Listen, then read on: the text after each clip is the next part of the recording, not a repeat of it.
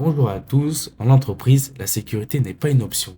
C'est un cadre légal et stratégique. Tout repose sur un texte fondamental, le Code du travail. Ce texte définit 9 principes universels qui permettent de structurer vos actions pour protéger la santé des salariés. Aujourd'hui, nous allons décortiquer ces 9 principes avec des exemples concrets pour que nous puissions les appliquer dès demain. On commence tout de suite par la règle d'or. Le premier principe, c'est la priorité absolue. Évitez le risque. Si vous pouvez supprimer le danger à la source, faites-le. C'est la solution la plus efficace. Imaginez que vous deviez intervenir sur un éclairage à 5 mètres de haut. Au lieu de monter sur une échelle instable, vous installez un système de lampadaire escamotable qui redescend au niveau du sol. Ici, le risque de chute de hauteur n'est pas réduit, il est supprimé. Mais dans la vraie vie, on ne peut pas toujours supprimer tous les dangers. Alors que fait-on quand le risque persiste? C'est là qu'intervient le deuxième principe. Si le risque est inhérent au métier, il faut alors l'évaluer. On identifie sa nature et l'exposition des salariés pour savoir comment agir. Par exemple, dans un atelier bruyant, on ne peut pas arrêter les machines. On va donc réaliser des mesures acoustiques précises. Si le bruit dépasse 85 décibels, on identifie les zones critiques pour mettre en place des mesures correctives adaptées. Et une fois le risque bien identifié, il faut agir. Et pour que ce soit efficace, il faut frapper au bon endroit, donc à la racine du problème. Combattre à la source, c'est intégrer la prévention dès la conception. On ne traite pas les conséquences, on traite l'origine. Plutôt que de donner un balai à un ouvrier pour nettoyer la poussière de bois après son travail, on installe un système d'aspiration directement sur la machine. Alors la poussière est captée avant même de se disperser dans l'air. On agit sur l'outil, c'est bien, mais n'oublions pas que derrière l'outil, il y a un être humain. C'est le cœur de notre quatrième point. Alors ce n'est pas au salarié de souffrir pour s'adapter à son poste, c'est au poste de s'adapter à lui. L'objectif est de réduire la fatigue et les TMS. Dans un centre de tri, les employés n'ont pas tous la même taille. En installant des tables de travail à hauteur réglable, chaque salarié ajuste son plan de travail à sa morphologie, donc on ajoute à cela des pauses régulières pour casser la répétitivité. Le monde du travail évolue vite et les solutions d'hier ne sont pas forcément celles d'aujourd'hui, donc il faut rester à l'affût des nouveautés pour être à jour. Maintenant qu'on sait que la prévention doit vivre avec son temps, l'employeur doit assurer une veille constante pour utiliser les progrès techniques.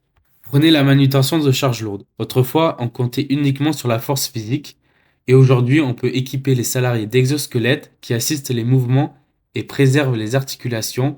C'est la technologie au service de la santé. Parfois, la meilleure évolution technique ne consiste pas à ajouter un gadget, mais à échanger radicalement deux produits. C'est le principe de substitution. On cherche une alternative plus inoffensive pour un résultat identique. Un garage utilise un solvant chimique très agressif pour nettoyer ses pièces. En le remplaçant par un produit de nettoyage à base d'eau, moins toxique, on élimine les risques d'intoxication et de brûlure chimique pour les mécaniciens. Toutes ces actions isolées sont utiles, mais pour quel fonctionnement réellement? Elles doivent s'inscrire dans une stratégie globale. La prévention n'est pas une suite d'actions au hasard, elle doit être cohérente, en planifiant en intégrant la technique, l'organisation et même les relations sociales.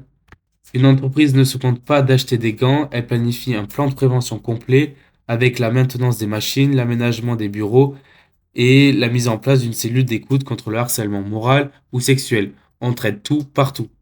Dans ce plan, une règle de priorité absolue existe. Le groupe passe toujours avant l'individu.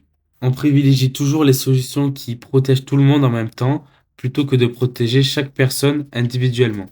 Sur un chantier en hauteur, installer un garde-corps tout autour de la zone est une protection collective. Elle protège tous les ouvriers sans qu'il n'ait rien à faire.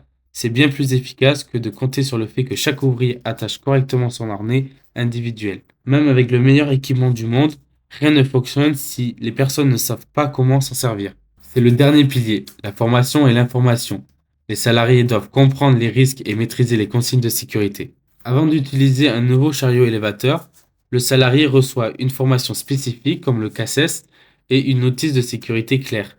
Il sait exactement où circuler, quelle charge lever et quels gestes éviter. Le savoir, c'est la protection. Voilà, donc c'est la fin des 9 principes. Donc maintenant, on va faire une petite conclusion pour reprendre ces 9 principes généraux de prévention. Rappelez-vous l'analogie de la forêt. En premier, éviter, c'est interdire le barbecue. En deuxième, combattre à la source, c'est débroussailler. En troisième, le collectif, c'est le pare-feu. Et en quatrième, l'instruction, c'est former les gardes forestiers.